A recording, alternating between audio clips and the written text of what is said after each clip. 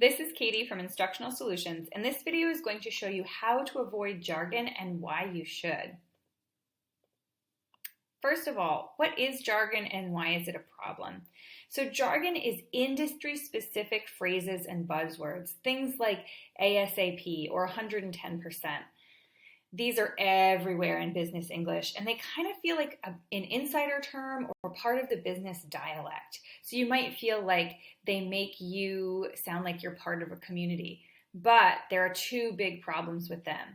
The first is that they are exclusive or exclusionary. They are not accessible to people who are not part of that dialect. And they're often meaningless and vague. So both of these, the exclusionary part and the meaningless part, make them really unsuitable for business English, yet they're still everywhere. So here are some examples and replacements. So for example, ASAP, instead of saying that, say, I will get this done by 5 p.m. on Thursday. It's clearer and it's more specific. To drill down, instead of saying that, which makes people think about construction, you want to say analyze or scrutinize.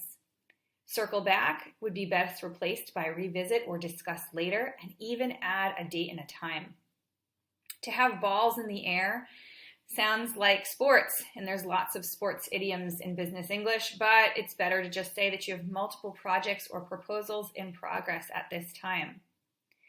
To say bandwidth, and that's one that I have a problem with. I use it an awful lot. You would want to say capacity or time. It's more specific. 110% is just bad math.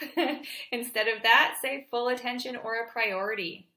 To touch base, better just be more specific. Contact, call, email, or chat. To pull the trigger can be replaced with initiate, start, kick off, or begin. And then sometimes you can just remove part of the jargon to make it clearer. Strategic partnership, all business partnerships should be strategic, so you should just say partnership. And forward planning, you wouldn't really have backward planning, so just remove forward. Just say planning. So how are you going to avoid using jargon? You want to ask yourself 3 questions about your writing. The first is, am I trying to sound smart, sophisticated, or part of a community? If you are, you're probably using exclusionary jargon terms. Can I say this in a simpler way? If you can, say it in the simpler way. That makes it more accessible and easier to understand for more readers.